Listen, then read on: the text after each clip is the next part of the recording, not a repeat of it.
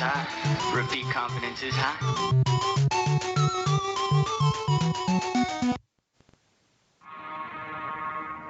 Minnesota football, think it's time to put respect on that. ESPN knew it, so that's why we were the game day, yeah. Can't straight put us on the map. Northwestern made it through the trap, but we still hate Iowa, yeah, we hate Iowa. But we ain't looking back. Tanner steps into the past. Bateman knows like Ricky's dad that if you went first, that means you're last. And Johnson, you claim he ain't fast. Well, how'd he get right by you, man? He was born here, raised here. He puts his city on the map. Midfield out here like his dad. In coverage, you're all stacking sacks. Boy, these gophers falling hard. These badgers look more hacky sacks. See different, you got cataracts. Remind me where the axe is at. That's funny. It's the same place that all Wisconsin's grads are at. Rodney puts you on your back. Muhammad leave you eating grass with Shannon in the mix. It's like they trying to tackle minivans. If in the crowd don't sit, you stand with that towel in your hand. Nah, check that towel again. That's an or that's in your hand.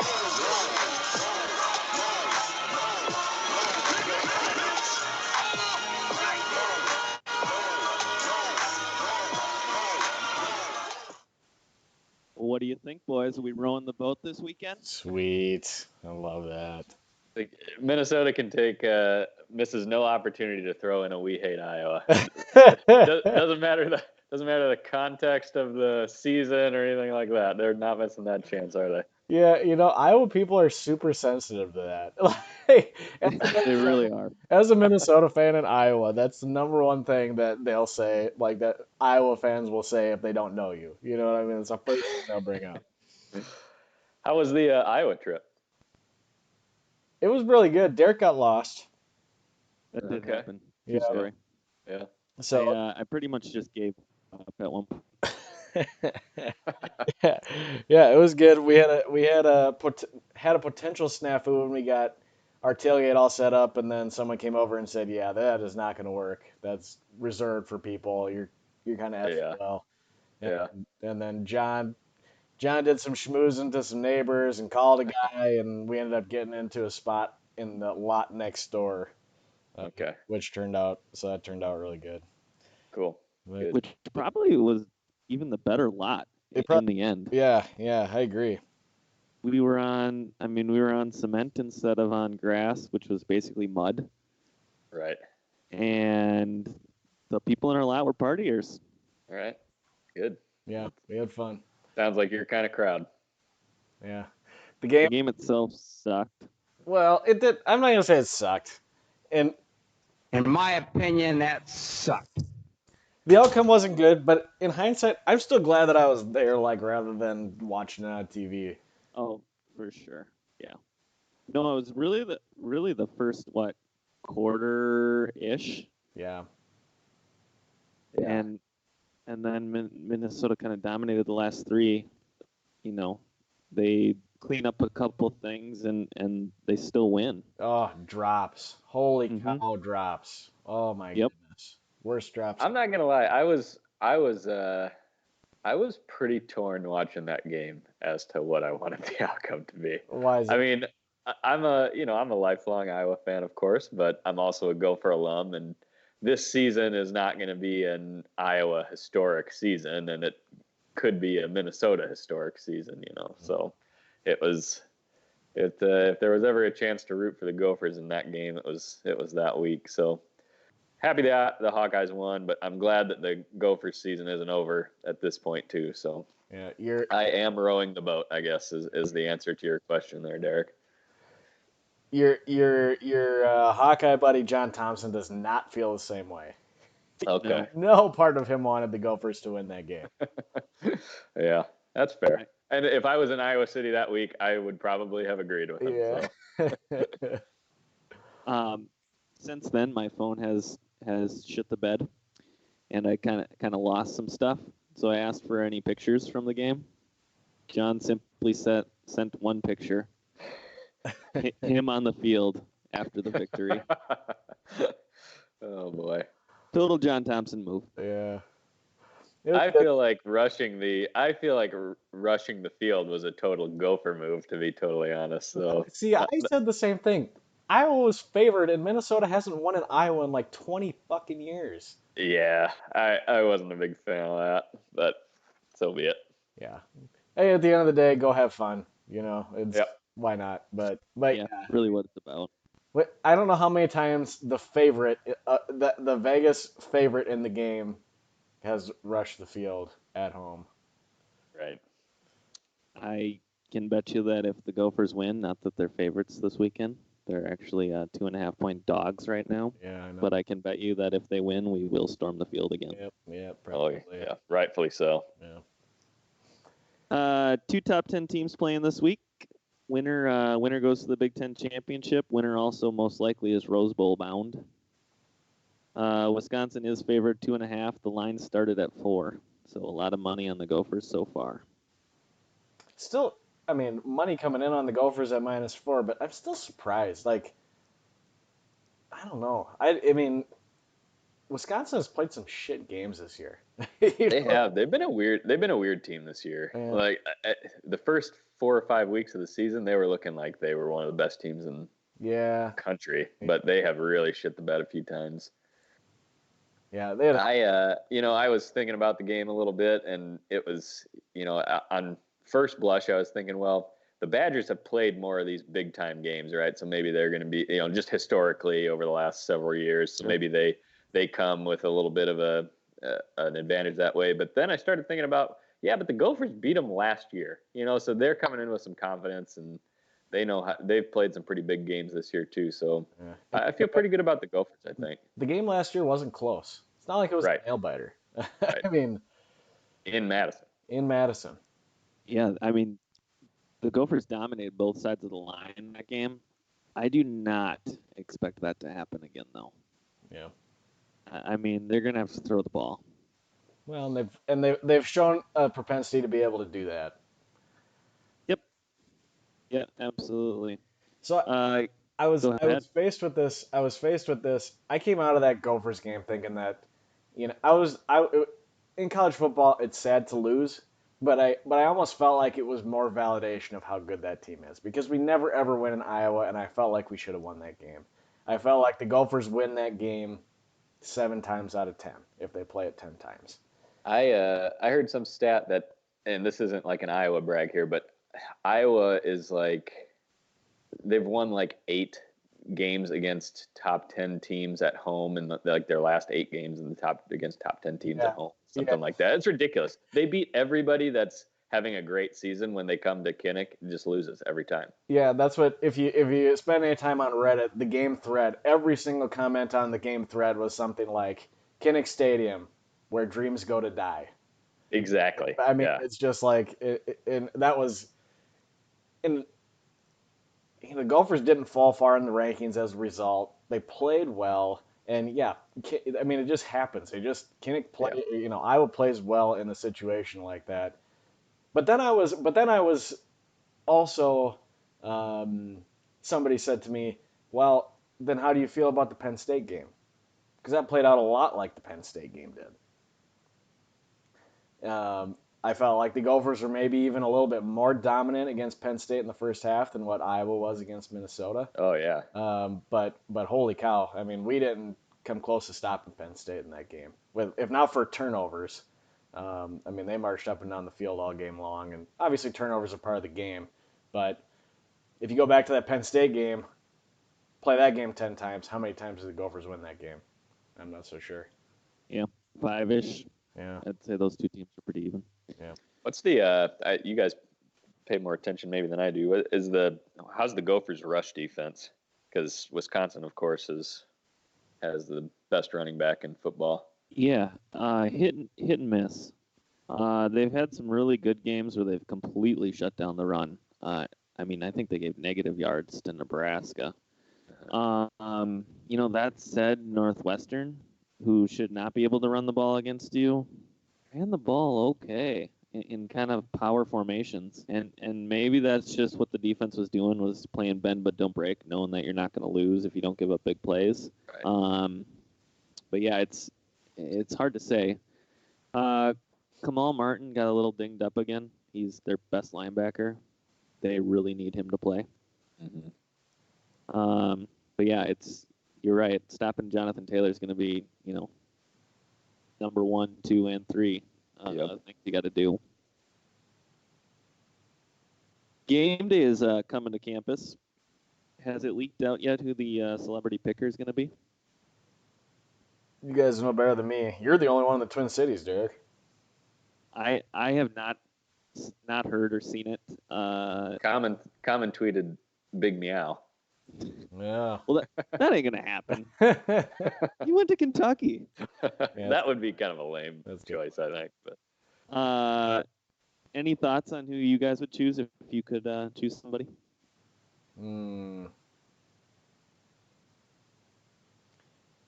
That's a good question. Yeah.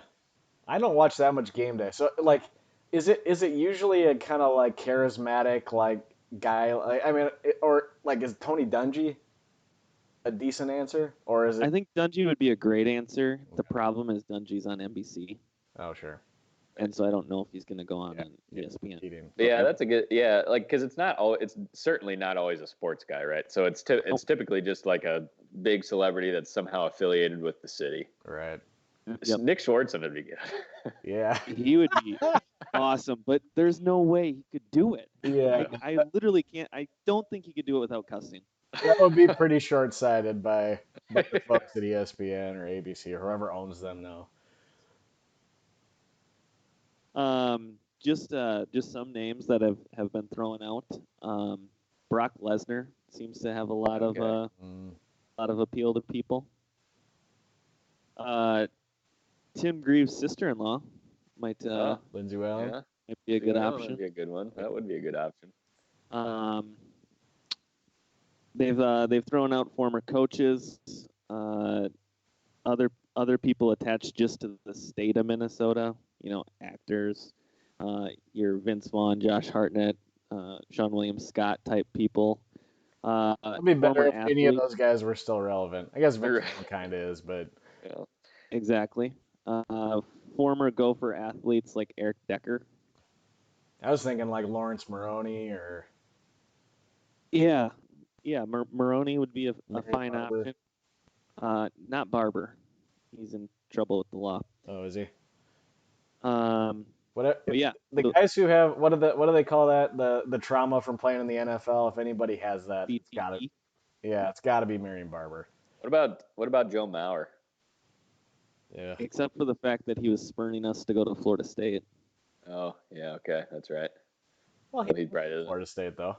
I know. I just who knows? It's obviously Minnesotans really don't get a say in it. Yeah.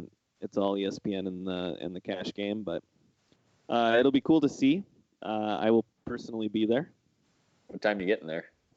That's a good question. Starts at 8. What's going to be on your sign?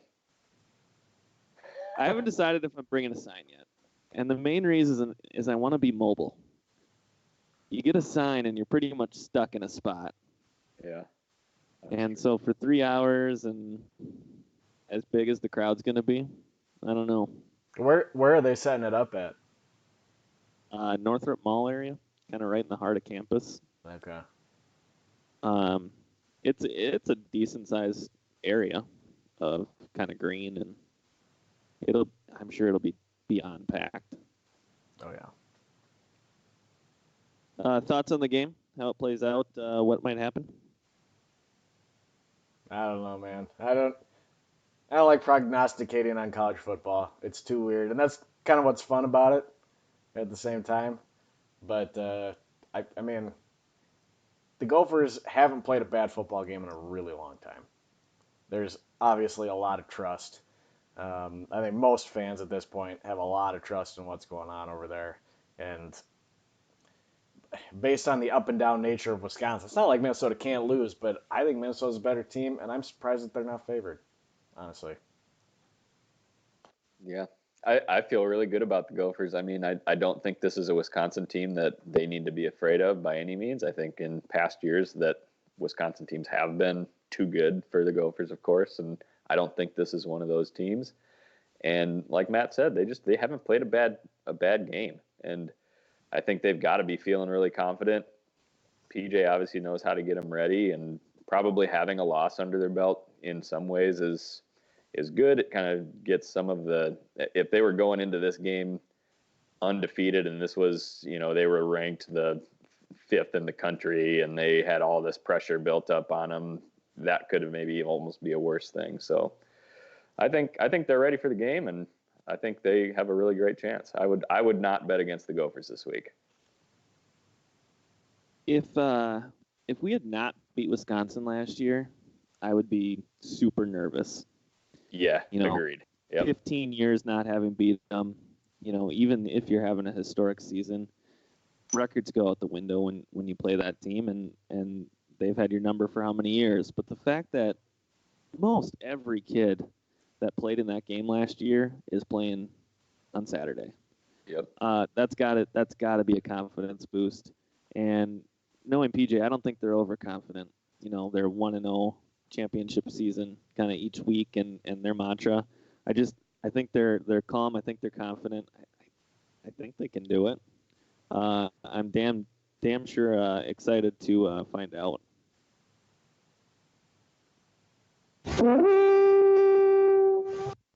Your Minnesota Vikings are 8-3, finding themselves in pretty prime playoff position.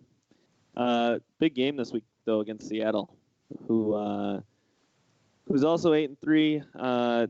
The winner of this game is setting themselves up for playoff positioning and seeding, really, more than anything. What do you guys see from the Vikings? Where do you think this one heads? Seattle's pretty damn good. The game's in Seattle, is that right? Mm-hmm. Yeah. Monday night. Tough place. Yeah, tough place to play. Who did Seattle play this past week? They played someone good. It was a close game. Who did they play?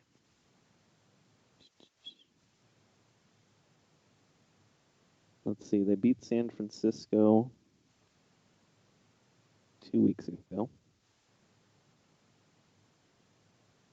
Yeah, I don't know. Yeah. No, I mean, I think Vikings are obviously having a great season, and they got to be feeling pretty confident, but Seattle's pretty freaking good. Yeah, Seattle's tough. And the way the NFC is setting up, the NFC is starting to feel a little bit top-heavy, in my opinion. Yeah. Seattle's very good. The 49ers are very good. Seattle played Philadelphia last year. Yeah. Philadelphia. I was just getting there, which is more unimpressive than we were. Yeah. Yeah, I don't know. I mean, I wouldn't be terribly disappointed. I guess I don't feel great going into the game. I wouldn't be terribly disappointed if they came out of this week with a loss, especially with the Rams getting just manhandled by the Ravens this last week.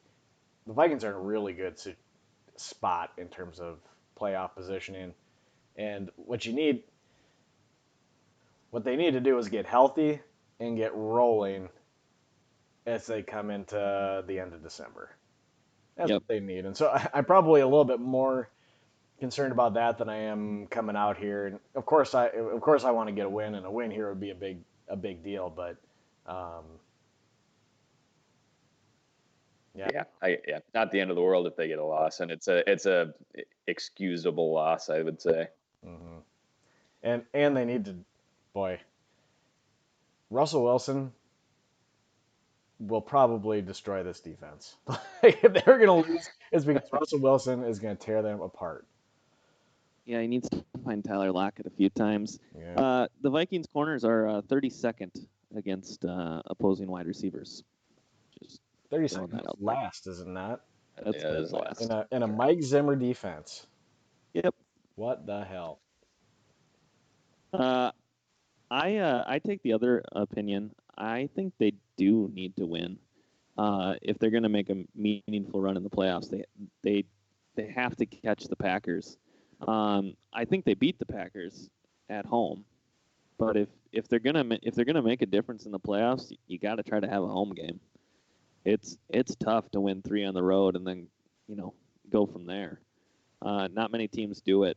There's not that many teams that have Eli Manning throwing up Hail Marys. So I do think it's a big game, and if they want to make a dent, go to Seattle, show you're the real deal, Kirk needs to show up in prime time and do his business. Yeah, I do think they've shown they're the real deal, though.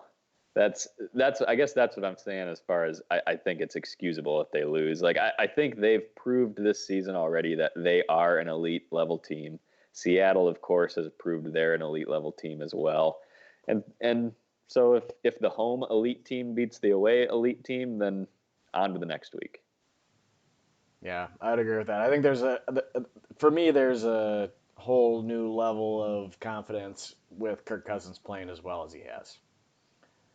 And obviously, you get the running game going, and it kind of feels like we can move the ball on anybody. Again, the problem is can we stop anybody in the passing game? But yeah, The Kirk, Phil said. yeah, go. The Kirk Cousins talk gets me a little bit into Busch League or Busch Light. If the Vikings are to kind of throw up a poor performance and Kirk does not have a good game, will the haters kind of be back? Will the haters be back on Kirk Cousins immediately, despite a season in which he's played really well and probably deserves to be in the MVP talk? Would you say that's Busch Light. Or Busch League. I think it's a fallacious question because Kirk Cousins haters have not gone anywhere. I was going to say the same thing. even quieter? I mean, just barely, just freaking barely. It's like they can't run the ball, and it's Kirk Cousins' fault somehow because he's getting paid too much money because they can't pay any offensive linemen, and nobody can win with a guy who's making $94 million guaranteed. And absolutely yes, he plays a bad game, people will jump down his throat immediately. Immediately. Yeah. 100% agree with that. And also, as far as the second part of your question goes, there is no MVP talk anymore. The MVP talk was over last night, so yeah, Yep. he was in the Lamar's MVP talk. Yep. Yeah, I'll give you. So I wonder what you guys' thoughts are. And I haven't obviously heard any of the local media talk about. I don't know if the local media is talking about Lamar Jackson at all, but some of the folks around here, people do not. A lot of criticism for how well he's playing. Like drawing comparisons to the year that Michael Vick was with the Eagles, and for whatever, just basically the fact that he's not a pure pocket passer. Everything I hear over here is that he's probably a flash in the pan. Not that he isn't a very good quarterback, but you'd much rather have Deshaun Watson or Patrick Mahomes or some of the other good young quarterbacks who are more adept pocket passers. I see that still nationally. It's not just locally, and I really think it boils down to two main things. Number one is the fact that he's just as much of a runner as he is a passer. He's a really good passer this year. Really good. Mm-hmm. The numbers bear that out. If you watch the games, you know that he can throw the ball. Efficient, at least. Yeah. Yeah. And number two is race. I don't love going there, but how many black quarterbacks have shown that they can go, play 10, 15 years, whatever it is, consistently. And the number's not high. People go back to RG3 and Vince Young, and sure, they had good years, and then they fell apart. Whether that was injuries or whether that was mental issues or whatever it was, people go to that because that's the comparison that they have because they see the skin color. Yeah. Well, there's certainly risk of the risk of injury is certainly higher just because he does move out of the pocket so much more and he takes some hits. So if you're talking flash in the pan as far as it's possible that this doesn't last, 10 years, I think that's the probability of that is yes, probably higher than a pure pocket passer. But he's having a historic season and certainly helping the Peppy kids. Yeah. I drafted him for $3. Yeah. So I run a analysis on what their draft value should have been based on all our league settings. Anybody want to take a guess at the actual value of Lamar Jackson? $33. Nice. 34 is what I had. Boom. $34 for the quarterback position. I was just really thinking of what I would pay now if I could have, if I could have drafted him, and it would have been. I mean, that's what I would. I mean, it's pretty similar to, obviously I haven't won yet, whatever, but like this is similar to your team last year, Derek. I mean, It just is. getting a super, super high value at that quarterback position that's just outscoring so many other players. Mm-hmm. Yeah, you essentially have a 10-point advantage before the game starts, Right. based on that position, and it's hard to compensate for that other 10. I ran the risk of having all Chiefs last year, which worked. But I mean, they had to fire on all cylinders every week, or I was done. So interestingly, I drafted Lamar Jackson, and I also drafted the Ravens D. And then I drafted Trey Burton as my tight end. He was hurt to start season, so I picked up week 1 Mark Andrews. Then after Darren Waller had a good week, first week, I dropped Mark Andrews because I did not want to be reliant on 3 Ravens. I thought, I don't know that the Ravens are like that good this year. So I was like, I know Mark Andrews had a good week 1, but I'm going to go with this other guy to diversify. And either way, it would have worked out. But Waller's been Waller great. had a good And season. Yeah. looking at the last few weeks, and especially the kind of upcoming schedule, it might have worked out for you. Right, I know, yeah. Mark Andrews has a real tough matchup this week, as far as the defense of the Patriots not giving basically anything up to tight ends. Yep. All right. As far as Week 12 goes, basically all 6 teams that are heading to the playoffs, they won. Way more often than not this year. Let's sum up the teams that didn't go to the playoffs. I like this game. All right. Breast implants beat the dumpster fire this week. My headline for this one was "Dumpster fire proves to be an internal flame." Yeah. Yeah, tough year for the dumpster fire for sure. 65 points is an honorable showing for him, unfortunately. It's like He had a couple big weeks. yeah. Yep. Besides those weeks, his team was awful. Joe Mixon, Julio Jones, Keenan Allen just destroyed him. So Yeah, Mixon was awful this year. He just scored his first touchdown last week. Yeah. Yep. He had some pretty bad busts, I think. Yep. And kudos to Grieve for starting about as shitty as any team's started in the last several years, and kind of being the laughing stock of the podcast here for the first several weeks, and but somehow we'll making his way into the playoffs. Yeah, we'll definitely get there when we start talking playoffs. Okay. Yep. Heart Attack beat the Heartbreak Kid. My headline for this one was Heartbreak Kid must be heartbroken to miss playoffs once again. Yeah, it's tough to ever feel too bad for Lang in my mind, because he once made the playoffs as the lowest scoring team in the entire league and then won the thing. David fucking Johnson. Yep. He's also won the league 3 times, so I'm not afraid to admit that makes me a little bit happy when he loses, especially because I was good that year. I lost to him in the playoffs. I also lost to him in the playoffs that year. I lost to him as you lost him in the championship. Yep. And until Lang is going to make a comment on the league, I'm not going to make a comment on Lang. How's that? Fair enough. All right. Dylan Panthers beat Soup du Jour this week in just another terrible game for Jeff. Oh my gosh. Jeff. Yeah, I'm getting there. He won. I mean, I get what you're saying, but Soup du Jour better find a new recipe. This year's version was awful. Yeah. He was the ESPN prediction had him as number champion. one. Yep. Number one to start the year. Yeah, I don't know where that came from. It was because Gurley and Zeke were both overrated. I mean, Zeke. Yeah. No one thought that Zeke. I mean, Zeke maybe wasn't overrated. You didn't know if he was gonna play or not. But people were super down on Gurley, and for whatever reason, ESPN still had him ranked as like 5th. So Boy, that Dallas and New England game was tough on on Soup. Oh, A zero out of Cooper, and basically a 0 out of James White. All I needed was him to just put up some points. He didn't need many. Yeah. Jeff had already had a terrible Sunday, Yeah. so I felt good about it.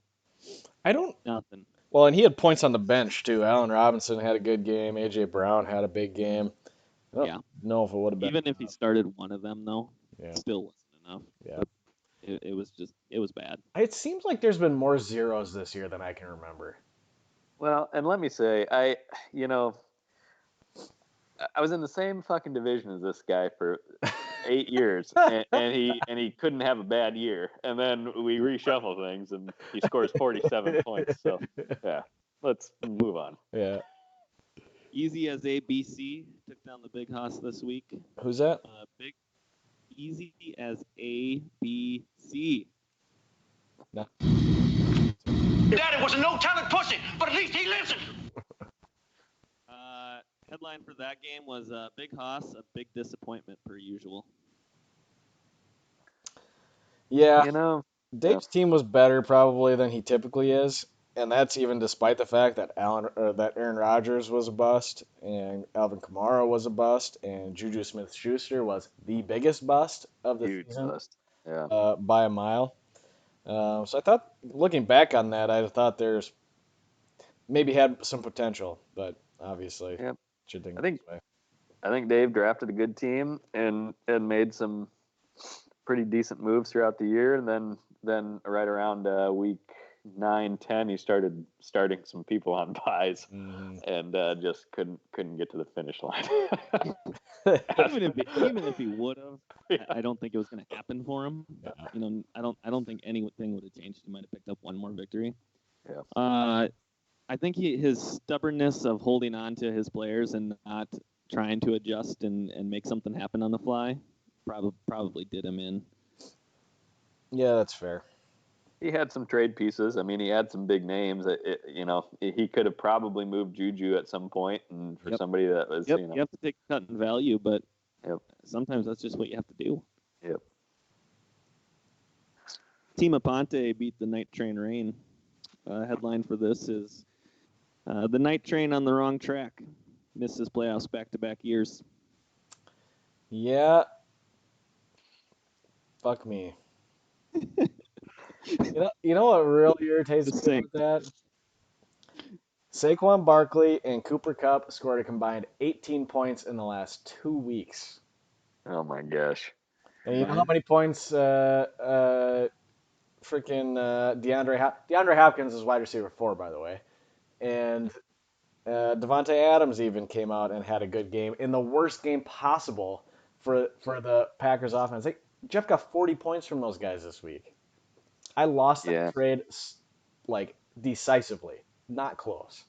Yep, we were pretty much all off on that one too. I think everybody gave Jeff some shit on that, and we were wrong. Yeah, it is a firm reason why you can never veto a trade. Yep, 100%. That's right. So it was on paper, it was a good trade for you, Matt. I don't think it was the wrong decision to pull that trigger, but boy, did it not work out for you. Yeah, not at all. They just absolutely came crashing down, and it's disappointing too. I felt pretty good towards the end of the season because Carlos Hyde started to, I mean, he's middle of the pack. I mean, for a team that didn't have any running backs, Hyde was getting some traction.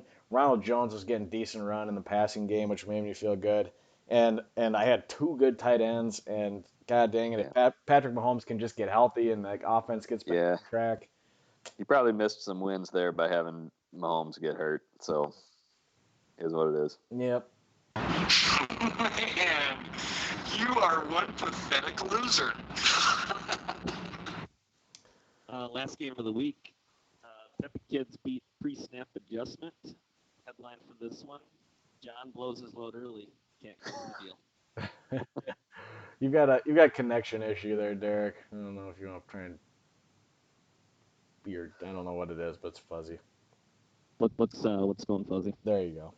That's that sound. Yeah, your sound was a little out there, but John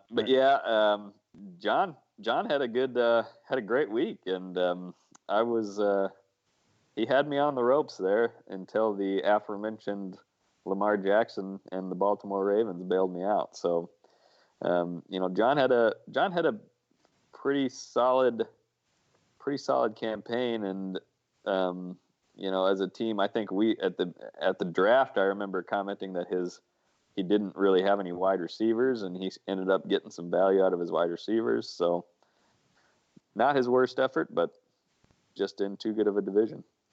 I haven't done the in the awards that I put out. His matchups were terrible this year. Mm-hmm. Terrible. And I think I haven't done the power rankings yet, but I think there's a good chance that John pops into the 4th spot ahead of Hartman, because John has lost a number of these games where he scores 120 or 100, mid 120s, and just has a poor matchup. So tough break for John. He had a decent team this year, and I think he's shown some firepower where he maybe could have upset some people in the playoffs, but. That would be a team. If I had that team, I would have been really frustrated to miss the playoffs. Yeah. Yep. He had a team that was definitely one of the 6 best. Indeed. Let's talk about those 6 best teams. We'll start with the number 1 seed, Peppy Kids.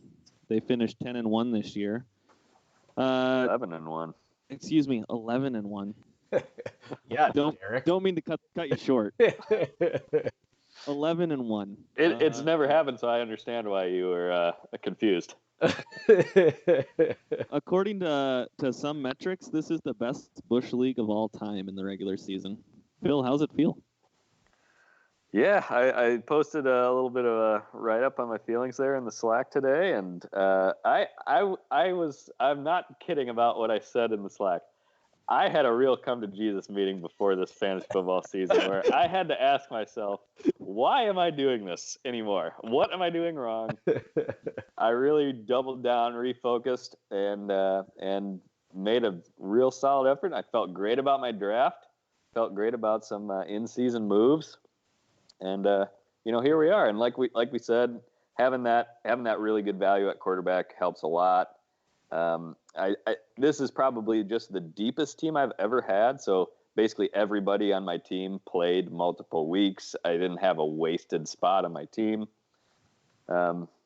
Feels great. I got a lot of work to do. I think my side of the bracket is definitely the tougher side of the bracket. So I'm going to have some, two tough weeks to win the championship, but I feel good about it. Need to get my running backs healthy. James Conner's hurt. Marlon Mack's hurt. That's not a good look for me. So need to get at least one of those guys back. Luckily, I'm glad I have a bye this week. Let's say that. Yeah, you avoided some tough matchups. 9-game win streak coming into the playoffs. Mm-hmm. That you can't get much hotter than that. Yep. And Lamar I only Jackson scored under 100 points once, and that was against Hartman, and I still beat him. How about it? Lamar Jackson just looks superhuman. Yep. The number 2 seed is totally opposite of you right now. Even though he did finish 10-2, he might be the worst 10-2 team of all time. Well, he's apparently trying to turn his entire team over because he put in 15 waiver claims for, what do we have, 12 roster spots? A lot of just in cases in there. Yeah. Yeah. Last 2 weeks, Jeff has combined to score 137.9. Yeah. Limping into the playoffs. Yeah. The number 3 seed, Heart Attack. He finished the season 8-4. However, 1-3 in his last 4 games. I told you when I made that trade, I think I made Hartman's team worse, and I am continuing to bang that drum. New England's coming back to the median a little bit here. Philip Lindsay is not a starter. John Brown's been good, but I think he's a playoff team, but I'm not worried about him. Yeah, he's been reliant on, the Patriots defense, which I don't think, especially not against Houston defense. Unless they get back into their division, and even then they probably can't. You can't bank on 30 points out of the Patriots D. Chris Godwin and Dalvin Cook, and that's what he's got. Mm-hmm. And those 3 guys have been super explosive. And outside of that, if one or two of those guys get shut down, he's really going to struggle. But Dalvin Cook and Chris Godwin have been two of the most explosive guys in the league too. So, Yep. If all three of those positions hit in a week, he's tough to beat. Yep. It's also hard to bet against Adam in the playoffs. Yeah, indeed. It just is. The number 4 seed has an issue of being a little top heavy too. That's Tima Ponte. He finished 7-5 this year, but without the MVP of the Busch League, Christian McCaffrey, I'm not sure Max wins any games. Yeah, I think if you had a team full of free agents and Christian McCaffrey, you're probably above 500. Yep. So yeah, I agree with you. He needs to get Thielen healthy. Mark Ingram's been an absolute stud too. Yeah, Ingram's been good. Yeah. Yeah, I mean, I wish he wasn't on my side of the bracket. I'm not gonna lie. I think he's obviously an up and down team, but when he's up, he's really far up, and that's like I said, he beat me with 150 points in week 3, so he's got the firepower. You got a big game this week with that matchup too, with Baltimore against that New England D. Yeah. Sorry, not New England, San Francisco. Oh yeah, And the San Francisco defense. Yeah, I don't love it. Well, it's not a great matchup, but on the other side of it, you've got Christian McCaffrey against the Redskins. Yeah, that's bad for me. Yeah. Bad. Well, he can only score so many points. 5 seed, easy as ABC, finishes 9-3. Is it the best number 5 seed of all time? Something occurred to me when I was going through Phil's records-breaking performance, and as we know, our points are adjusted per year. So really, what it says is Phil scored the highest proportion of the points of the total points scored that have ever been scored. I wonder if Derek had managed his team with 100% efficiency, and there was another like 200 points in the league. If Phil would own that record or not. Thanks for the assist there, Derek. Yeah. Certainly not. We might be you've talking been... about two teams that are 11-1, to be honest, because they were 2 games. The only matchup that I lost decisively was to Phil. Grieve barely beat me, and Jeff barely beat me, and I had 2 starters on the bench, one in each of those games that scored 40 points. All I needed to make was 1 switch, and there's 2 11-1 teams. Well, which yeah, says a lot about my management skills, but and you've been pretty hot here the last 4 weeks or so, and 5 in a row. I didn't think Derek Henry. If Derek Henry stays like that, I'm holy cow worried about it. So I just said I like Max's team, but I'm rooting for him this week. Sure you are. The 6 seed is the breast implants. They finished 6-6. I think it is the most improbable playoff push that I've ever seen, and I have to give Alyssa just a ton of credit. From 2-4 to the playoffs, you don't see that very often. Hey, just notice this too. Shout out to the dumpster fire. This is he lost to a team that scored had one position score 0 and another position score -1. That's terrible. That's what it is. So basically 6 on 8, and Drew lost. Buzz, your girlfriend. Woof. So Grieve has scored over 100 points 2 times.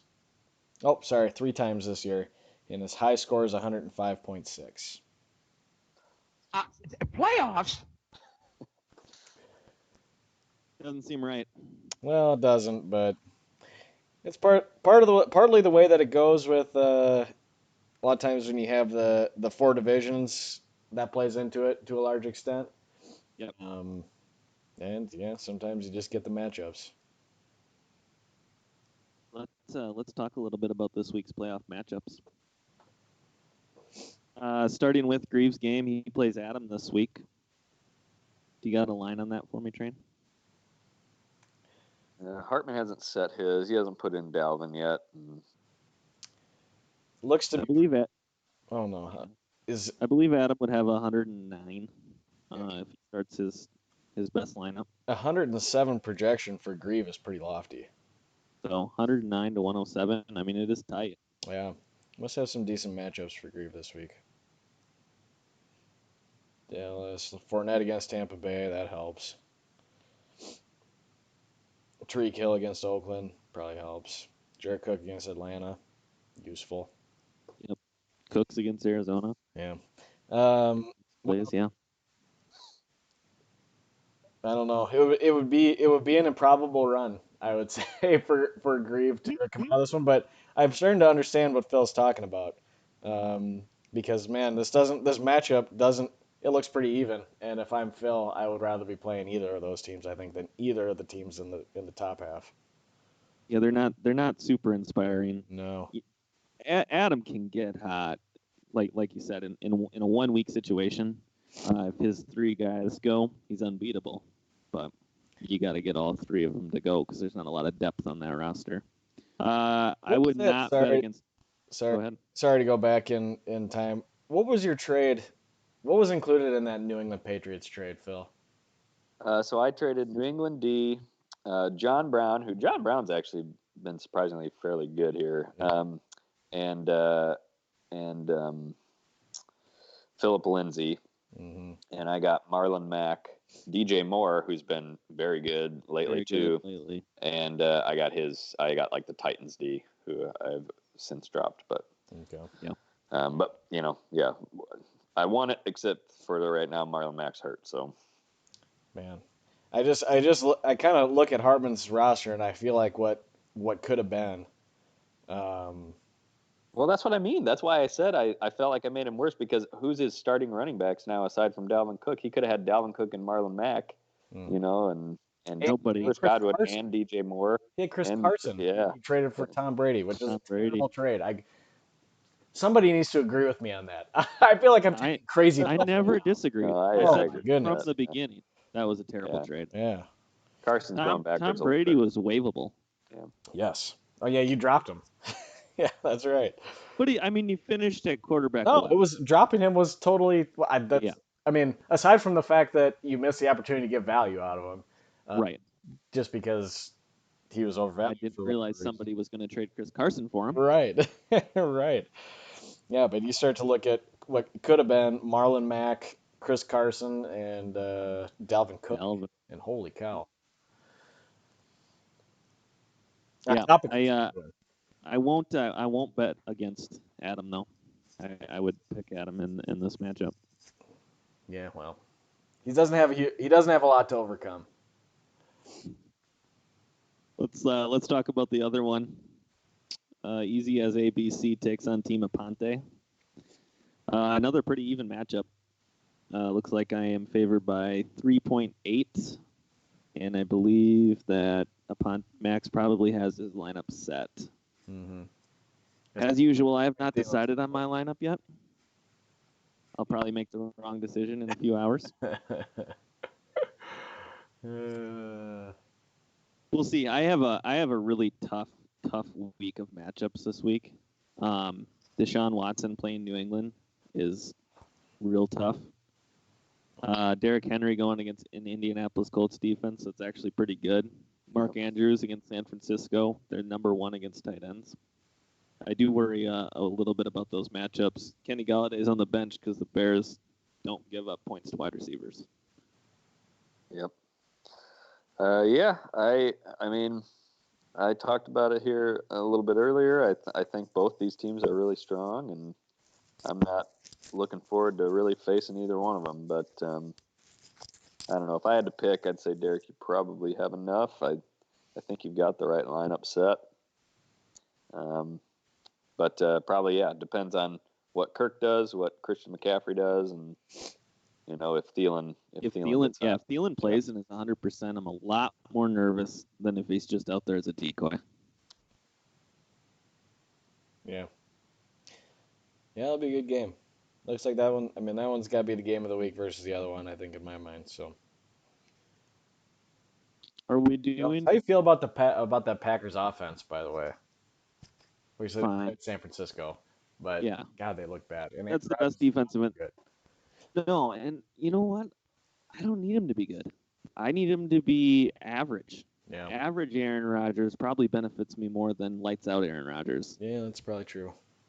I need the Packers to stay in games though. I can't have what happened against San Francisco happen, and then Aaron Jones gets, whatever it was, 13 carries or something very minimal. Yeah. Um, Seems like he's losing some touches too to Williams. Jamal Williams has taken touches.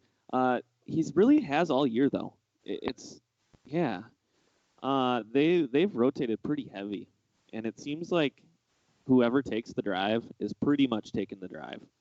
So if your guy's not in and they get down to the end zone, it's not like they're subbing Aaron Jones in, which definitely hurts value. Yeah. But number 3 running back on the season. Mm-hmm. Great year. God, you hit on running backs like crazy. I went 3 for 3. Yep. Aaron Jones finished 3rd. I think Derrick Henry was 4th, and Eckler was 5th. Yeah. Well done. That's pretty. That's the reason my team ended up 9-3. My receivers were okay. Which is ridiculous. That's what you spend your money on. I know. I told Train, I pivoted mid-draft. I typically would spend money on maybe one high-end wide receiver and a high-end quarterback or a high-end tight end, and then basically spend nothing on running backs. I saw the way the draft was going and completely pivoted and went for 3 mid-tier running backs. And it's almost impossible to go 3 for 3. But I did. I got lucky. And let's be honest, wide receivers barely matter this year. That's part of it. No doubt. I basically tried to get wide receivers when I drafted. I basically tried to get wide receivers that I thought had a high floor. I didn't draft any like stud wide receivers because I feel like I've done that before and I've been super burned by expecting them to get 20 points every week, and then every other week they get 7. Mm-hmm. You know. Mm-hmm. Yeah, it's tough. If you have if you hit on the Michael Thomas though, again, that's a huge advantage. Yep.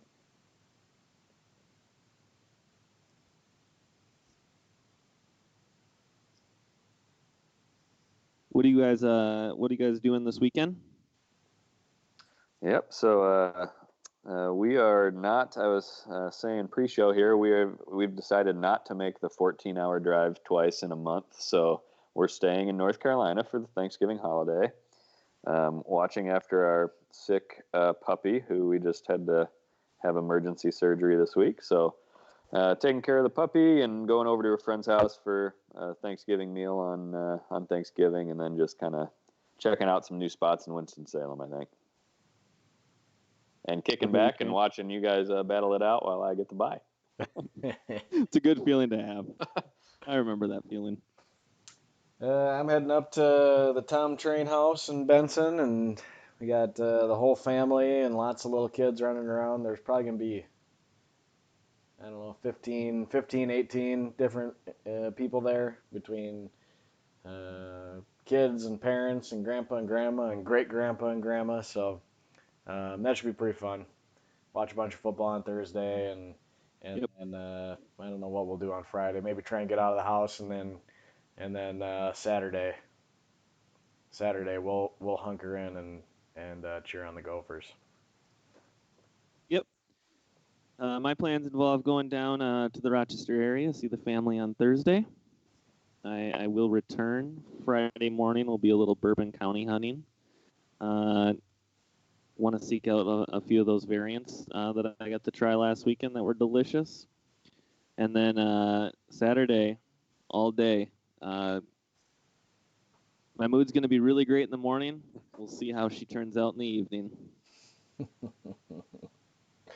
Can't wait for. Gotta enjoy it, Derek. I know. It's a once in a very, very long time occurrence for a Minnesota fan to experience something like this. Which is why I just want one more. Mm-hmm. And it's great because it's not like the Vikings where the Vikings they have to win the Super Bowl or or it's figured or basically. nothing, right? It isn't that way with the Gophers, which is kind of nice. No, if they go out and they beat Wisconsin, no matter what happens the rest of the year, I'm happy. Yeah. Even if they get curb stomped by Ohio State and then they go get smoked in the Rose Bowl. Yep, that happened to even after the Iowa Rose Bowl. about 4 years ago. So yeah, I can say that was still fun for a while. Yeah. John is very bitter with Christian McCaffrey still about that game. Yep. All right, boys. Thank you for joining me. Have a great Thanksgiving, and we'll see you on the flip side. Go easy as ABC. Go Gophers. Bye. All right.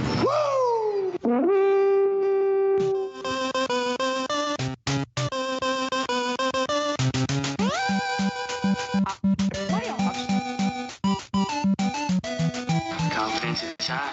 Repeat, confidence is high. Screw up!